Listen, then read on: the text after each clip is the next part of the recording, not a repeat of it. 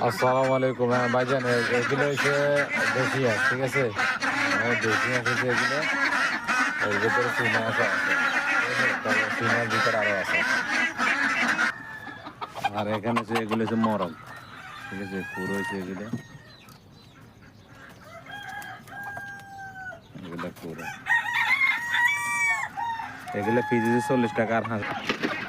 আরে চীনা হাঁস এগুলো হচ্ছে 50 টাকা করে পিস, বুঝছেন? এগুলা ময়নাটা মর্দা গেলে না, মর্দা গেলে হয়ে গেছে।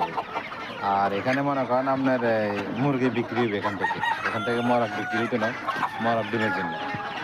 এগুলো পিস হচ্ছে 25 টাকা করে, 35 টাকা করে।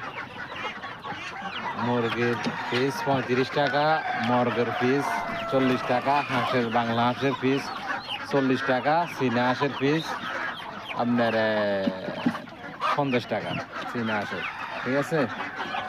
মারা গেছিল সব।